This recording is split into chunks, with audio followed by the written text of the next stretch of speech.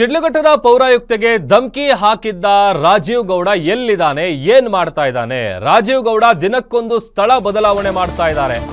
ಚಿಕ್ಕಬಳ್ಳಾಪುರದಲ್ಲಿ ಸಚಿವ doctor MC Sudhakar ಹೇಳಿಕೆಯನ್ನ ಕೊಟ್ಟಿದ್ದಾರೆ. ಇಷ್ಟು ದಿವಸ ಆದರೂ ಕೂಡ ರಾಜೀವ್ ಗೌಡ ಎಲ್ಲಿದ್ದಾರೆ, ಏನ್ ಮಾಡ್ತಿದ್ದಾರೆ ಯಾರಿಗೂ ಕೂಡ ಗೊತ್ತಾಗ್ತಾ ಇಲ್ಲ. ಪೊಲೀಸರಿಗೆ ಚಳ್ಳೆಹಣ್ಣು ತಿನ್ನಿಸ್ತಾ ಇದ್ದಾರೆ. ಮತ್ತೊಂದು ಕಡೆ ದಿನಕ್ಕೊಂದು ಜಾಗವನ್ನ ಆತ ಚೇಂಜ್ ಮಾಡ್ತಾ ಇದ್ದಾನೆ ಅಂತ ಚಿಕ್ಕಬಳ್ಳಾಪುರದಲ್ಲಿ ಸಚಿವ ಡಾಕ್ಟರ್ ಎಂಸಿ ಸುಧಾಕರ್ ಹೇಳಿಕೆ ಕೊಟ್ಟಿದ್ದಾರೆ. ಮಂಗಳೂರಿನಲ್ಲಿದ್ದವರು ಈಗ ಬೇರೆ ಕಡೆ ಹೋಗಿದ್ದಾರೆ. ರಾಜೀವ್ ಗೌಡ ಪತ್ತೆಗೆ ಹೆಚ್ಚುವರಿ ಪೊಲೀಸರನ್ನ ನಿಯೋಜನೆ ಮಾಡಲಾಗಿದೆ.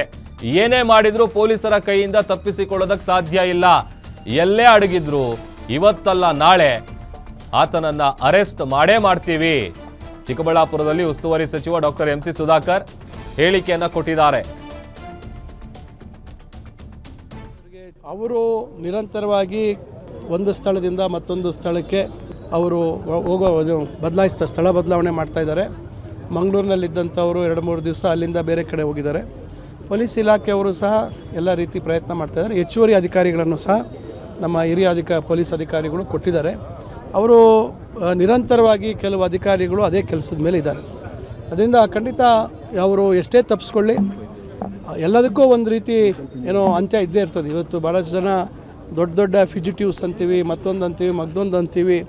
ಆದರೆ ಎಲ್ಲೋ ಒಂದು ಕಡೆ ಪೊಲೀಸ್ ಇಲಾಖೆಯವರಿಗೆ ಚಳ್ಳೆಹಣ್ಣು ತಿನ್ನಿಸಿದ್ರು ಮತ್ತೊಂದು ಅಂಥೇಳಿ ಭಾಳಷ್ಟು ಬಂದಂಥ ಸಂದರ್ಭದಲ್ಲಿ ಅಂತಿಮವಾಗಿ ಪೊಲೀಸರ ಬಲೆಗೆ ಬೀಳಲೇಬೇಕು. ಅದರಿಂದ ಅವರು ಎಷ್ಟೇ ತಪ್ಪಿಸ್ಕೊಳ್ಳಿ, ಎಷ್ಟೇ ದೂರ ಹೋಗಲಿ, ಇವತ್ತಲ್ಲ ನಾಳೆ ಅವರು ಬಂಧನಕ್ಕೆ ಒಳಗಾಗ್ತಾರೆ. ಅಲ್ಲಿ ಮಂಗಳೂರಲ್ಲಿ ಇದ್ದರು ಅನ್ನೋದು ಮಾಹಿತಿ ಇದೆ. ರೈಲ್ವೆ ಸ್ಟೇಷನಲ್ಲಿ ವಾಹನ ನಿಲ್ಲಿಸಿ ಅವರ ಚಾಲಕರು ಅಲ್ಲಿಂದ ಪರಾರಿಯಾದರು ಅಂತಕ್ಕಂಥ ಮಾಹಿತಿ ಇದೆ. ಆ ವಾಹನದಲ್ಲಿ ಅವರು ಇರಲಿಲ್ಲ, ಬರೀ ಚಾಲಕರೇ ಹೋಗಿ, ಯಾಕಂದರೆ CCTV ಫುಟೇಜ್ ಎಲ್ಲ ತೊಗೊಂಡಿದ್ದಾರೆ.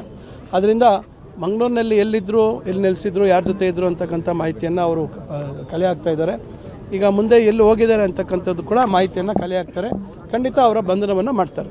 ಅವರು ನಿರಂತರವಾಗಿ ಒಂದು ಸ್ಥಳದಿಂದ ಮತ್ತೊಂದು ಸ್ಥಳಕ್ಕೆ ಅವರು ಬದಲಾಯಿಸ್ತಾ ಸ್ಥಳ ಬದಲಾವಣೆ ಮಾಡ್ತಾ ಇದ್ದಾರೆ.